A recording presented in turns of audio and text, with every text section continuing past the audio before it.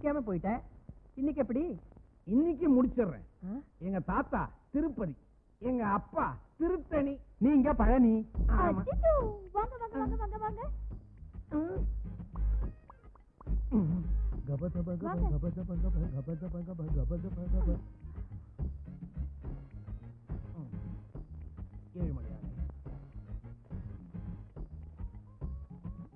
தண்ணி கொண்டாமா.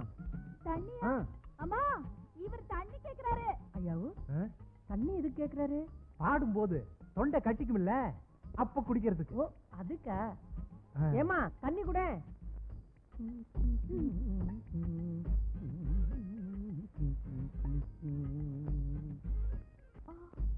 அச்சோ, எதுக்கு கத்துறீ? கட் பண்ண வேண்டாமா? அம்மா, கட் பண்ண போறாரா? கட் பண்ண போறாரா? எதையா? நம்ம பாப்பா அப்பப்ப லூஸ் தனமா பேசும்ல, அத கட் பண்ணுவாரு. அப்படியா? அப்போ சரி. ஐயா, அவ என்ன சொன்னாலும் விடாதீங்க, முழுசா கட் பண்ணுங்க. அம்மாவே சொல்லிட்டாங்க, அப்பீலே கிடையாது. அம்மா, தலையில தண்ணி தெளிக்கிறாரு. தண்ணி தெளிக்கிறாரா?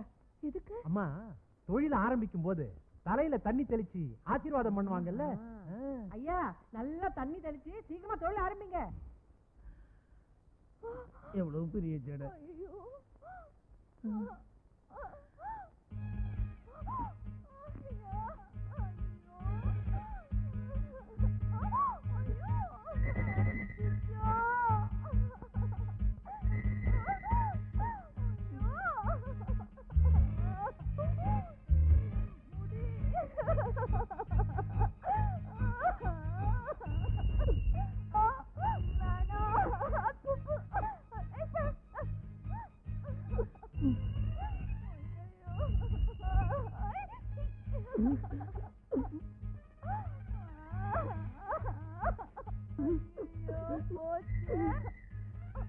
என்னது உள்ள சங்கீதத்துக்கு பதிலா அழற சத்தம் கேக்குது?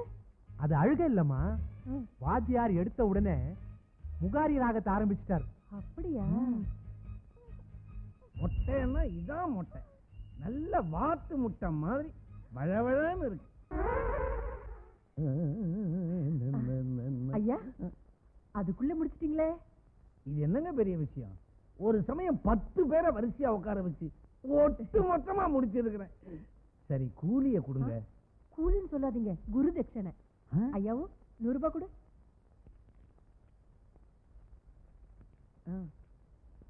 இந்தாங்க.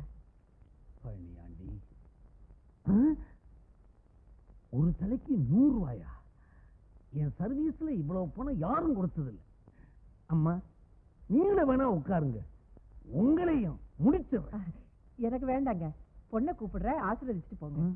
அம்மா ஸ்ரீதேவி, பா.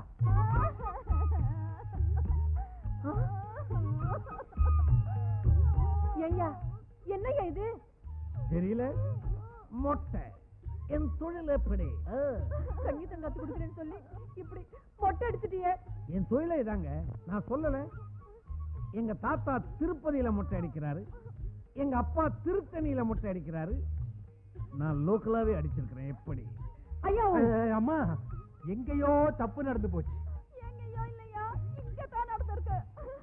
கல்யாணம் ஆக போற பொண்ணுக்கு இப்படி பண்ணிட்டீங்க ஐயா, இப்ப நான் என்ன செய்யறது? கவலைப்படாதீங்க, இன்னொரு 100 ரூபாய் கொடுங்க,